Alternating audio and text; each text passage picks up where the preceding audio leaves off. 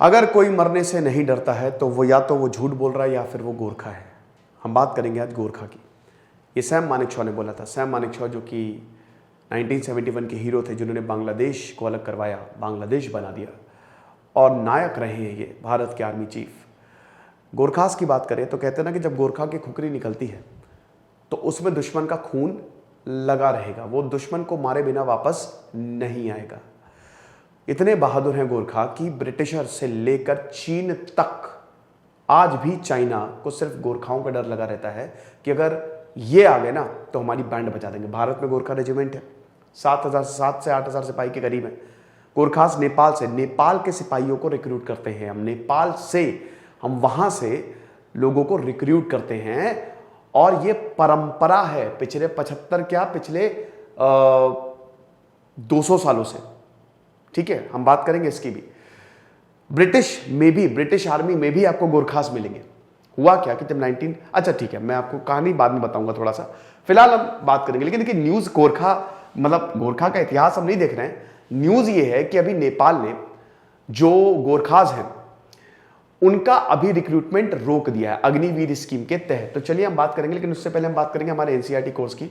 Old और new NCERT दोनों ही हमने आपके लिए इसको कोर्स लॉन्च किया और दोनों में लाइव क्लासेस चल रही हैं, तो बिल्कुल भी ना भूलें आप इस क्लास को अटेंड करना। ओके, तो चलिए आगे बढ़ते हैं। तो देखिए, हमारे जो 30th आर्मी चीफ हैं, आपको पता ही है कि 30 अप्रैल को इनको नियुक्त किया गया।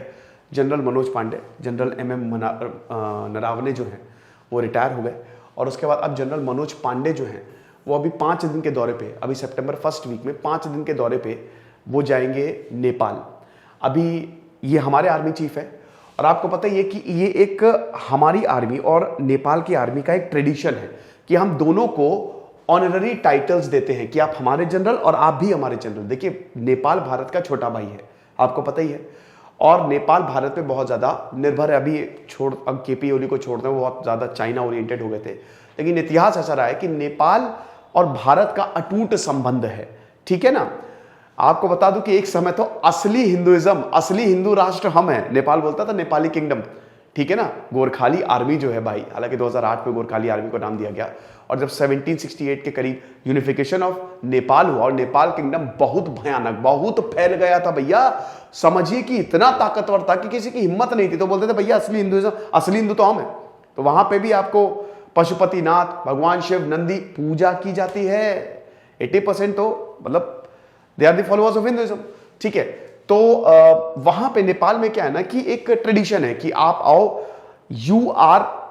आप हमारे जनरल हो, हम आपको ऑनररी टाइटल देंगे और आप भी हमको ऑनररी टाइटल देना। तो अभी जो प्रभु शर्मा है, जो नेपाल आर्मी के चीफ है, वो नवंबर में भारत आए थे, तो उनको ऑनररी टाइटल मिला। और अभी हमारे मनोज पांडे जो हैं वो जा रहे हैं काठमांडू, तो उनको ये general rank of the Nepal army. समझिए कि अगर भारत पे कुछ हुआ तो पूरी नेपाल आएगा और अगर नेपाल पे हो तो पूरा भारत जाएगा, तो ऐसा है। तो उनको ये रैंक मिली है। लेकिन यहां पे एक बहुत बड़ी बात यह है कि जो अग्निपथ स्कीम है, जिसपे काफी ज्यादा विवाद भी हुआ, इसका रिक्रूटमेंट रोक दिया है अभी नेपाल ने। हर साल 1500 के करीब लोगों को रिक्रूट किया जाता है गोरखा रेजिमेंट में। देखिए, गोरखास की हम बात कर लेते हैं तो आपको थोड़ा सा और अच्छे से समझ में आ जाएगा। गोरखास, देखिए, जो नेपाल किंगडम था, रीढ़ की हड्डी थे ये गोरखास। ये बहुत बहादुर थे, बहुत ज्यादा बहादुर थे। सबसे पहले महाराजा रंजीत सिंह ने इनको पहचाना और 1809 के करीब में उनको रिक्रूट करना शुरू किया कि ये इतने बहादुर है भाई, इनसे कोई जीत ही नहीं सकता है। फिर उसके बाद हम ये देखते हैं कि आपको पता ही कि 1814 में एंग्लो नेपालीज वॉर हुई। भाई, नेपाल ब्रिटिशर एक्सपैंड कर रहा था और 1814 आते आते मराठाओं की हालत बहुत मतलब खत्म ही हो गया था भाई, क्योंकि इसके बाद आपको पता है तीसरा एंग्लो मराठा वॉर 1817-18 में हुआ। फिर मराठाओं का खेल खत्म। साउथ ब्रिटिशर के कब्जे में आ गया था, बंगाल का रीजन पूरा ब्रिटिशर के कब्जे में आ गया था, सिर्फ सिख एम्पायर बचा था। महाराजा रंजीत सिंह बहुत ताकतवर थे, तो उस समय तक तो सिख एम्पायर पे ही आंख भी नहीं डाल सकते थे।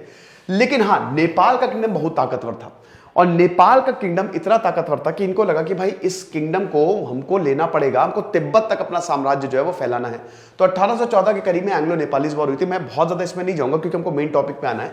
2-1.5 साल तक चली और अल्टीमेटली ये खत्म हो गई 1816 में। ट्रीटी ऑफ सुगौली साइन होती है। सुगौली अभी बहुत ज्यादा आपको पता ही है कि वो काफी अभी जब 2 साल पहले, ठीक है, जब नेपाल से वो नदियों का विवाद हुआ था, बॉर्डर विवाद हुआ था, ठीक है, तो उस बहुत ज्यादा ट्रीटी ऑफ सुगौली जो है वो उस समय चर्चा में थी। तो 1816 में ये ब्रिटिशर जीता, ये युद्ध जो है वो ब्रिटिशर जीता। फिर 1923 तक नेपाल ब्रिटिश का प्रोटेक्टोरेट रहा।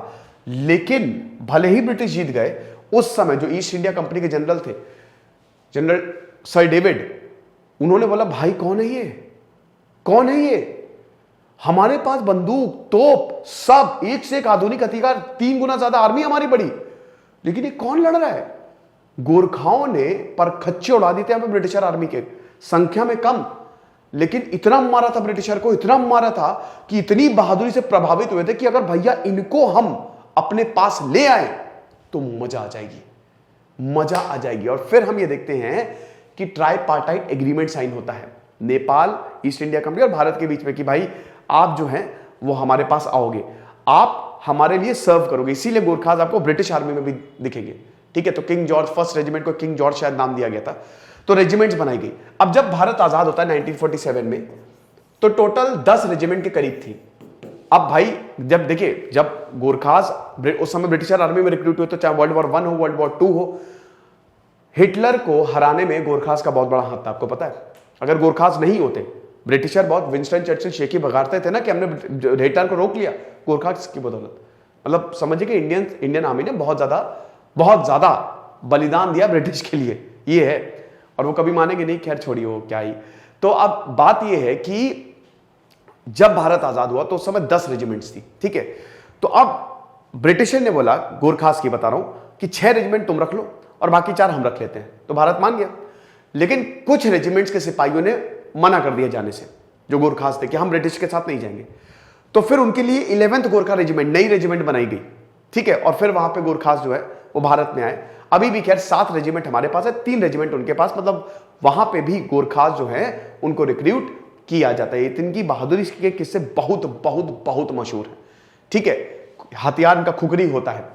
तो ये चीज है, ये हारते नहीं है, ये हारते नहीं है। ये बोलते हैं कि अगर तुम मतलब दुश्मन के सामने खड़े हो और अगर तुम ऐसे मतलब मरो या फिर पीछे हटना नहीं है कायरों की तरह, या तो लड़ो या मरो, पीछे नहीं आना, यानी कि तुम फिर तो कोई एक्सेप्टेंस नहीं है हमारी सोसाइटी में। तो ये चीज है, समझ गए गोरखास के बारे में। तो अब देखिए, इंडियन आर्मी में गोरखास का रिक्रूटमेंट होता है जैसा कि मैंने बताया, लेकिन अभी इसको रोक दिया गया है। नेपाल के फॉरेन मिनिस्टर नारायण खड़का ने यह इन्फॉर्म किया है भारत के एम्बेसडर नवीन श्रीवास्तव को कि देखिए, अभी जो अग्निपथ स्कीम है 1947 में, जो ट्राइपार्टाइट एग्रीमेंट जो मैंने आपको बताया, ठीक है, साइन हुआ था, वो इसके सिंक्रोनाइज्ड ही नहीं है। आप एक नई स्कीम ले आए हो, तो जब आप एक नई स्कीम लाए हो तो हमको सबसे पहले उस स्कीम को देखना पड़ेगा। हमको पॉलिटिकल पार्टी जो हमारी है और जितने भी स्टेक होल्डर्स हैं उनसे सलाह मशवरा करना पड़ेगा। फॉरेन मिनिस्ट्री ने यह बोला है कि भाई देखो, ये जो एग्रीमेंट था 1947 का, इसमें गोरखास को रिक्रूट किया जाता था, लेकिन अभी आप एक नई स्कीम ले आए। बात यह है कि 4 साल बाद रिटायर हो जाएंगे और इसका जो इंपैक्ट है सोसाइटी पे क्या रहेगा।